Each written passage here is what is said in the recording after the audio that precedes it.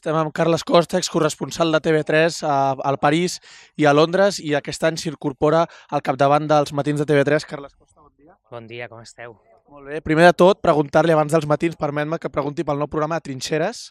Explica'ns què és Trinxeres i en què consistirà i què veuran els espectadors de Trinxeres. Doncs Trinxeres és una cosa xulíssima, perquè el plantejament de Trinxeres és un viatge de 3 amics, que a més és un viatge real, perquè les 3 persones que hem fet aquest programa som amics, que recorrem l'últim gran front de la Guerra Civil. Anem des de dalt de tot del país, des dels Pirineus, i baixem fins al Delta de l'Ebre. És un recorregut de 350 quilòmetres.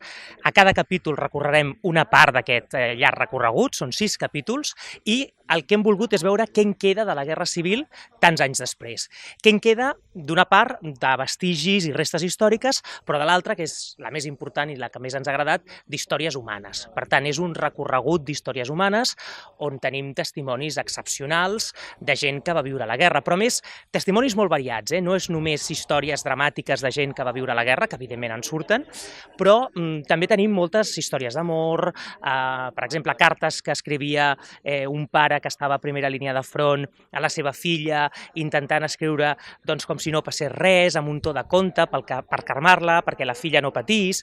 És a dir, jo crec que és un programa molt xulo, perquè té una part de road movie, aventura, 3 amics que fan un viatge, i després té una part emocional, que és descobrir aquests testimonis que ens expliquen històries increïbles de la guerra. Entrem ja en els matins de TV3. La primera pregunta és obligada. Com t'has trobat els primers dies? Han baixat els nervis? Com et veus? Com veus el programa, també? No, nerviós no estic, Són nervis positius, és a dir, és més aviat respecte, és aquells nervis, i nervis bons, nervis de començar una cosa amb il·lusió i amb ganes. Clar, els primers dies són d'adaptació. Jo sóc una persona que ha fet molt de carrer, a mi sempre m'ha agradat molt el periodisme de carrer, i ara per primera vegada estic dins d'un plató. Per tant, també és un nou mitjà, un nou lloc, un nou espai que haig de conèixer i al qual m'hi haig d'adaptar. Però, de moment, els primers dies ha estat molt bé, estic molt ben acompanyat, estic amb 2 professionals increïbles, i a més que són molt bones amigues meves, tant la Lídia com la Núria. Per tant, és començar un programa nou, però al costat de 2 companyes que són increïbles, amb un equip que fa un programa que, recordem-ho, és líder de les franges matinals des de fa molts anys, és un programa que funciona molt bé, i per tant jo sóc l'última incorporació i intentaré donar-hi la meva aportació a un engranatge que funciona. Has vist molt de canvi a la teva carrera professional dins del periodisme, és molt de canvi la feina que feies de corresponsal dins d'un magazín. Quin és el canvi més positiu o que dius, ostres, amb un programa magazín m'hi trobo molt a gust? En quin sentit?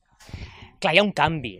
Quan fas de corresponsal fas notícies, per tant, a veure, el rigor no es perd mai, i és a dir, els matins és un programa informatiu, estem sempre pendents de l'actualitat, l'actualitat és el punt més important del programa. Qualsevol cosa que passi durant la franja matinal a Catalunya, l'espectador dels matins sap que connectarem en directe en qualsevol moment per explicar-ho, és a dir, és un programa d'actualitat, però dins de l'actualitat, quan l'actualitat ho permeti, volem riure una mica.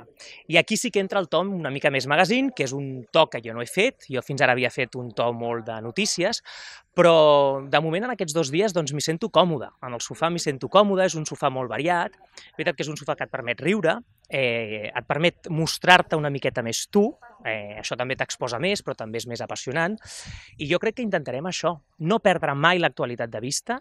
Els matins és un programa informatiu, però sempre que puguem, i si l'actualitat ho permet, doncs aquella franja que va de 11:45 fins a les 12, riure una miqueta, passar-nos-ho bé, comentar els temes que estan passant i fer companyia a la gent de casa. Jo crec que el públic de la franja matinal, sobretot el que vol és tenir un grup de gent que li faci companyia, i que cada matí són els mateixos, una petita família televisiva que l'acompanya durant totes aquelles franges, aquelles hores que són llarguíssimes. Intentarem fer una miqueta això, sempre enganxats a l'actualitat, això és importantíssim. Fins aquí l'entrevista amb Carles Costa. Carles, moltes gràcies pel teu temps.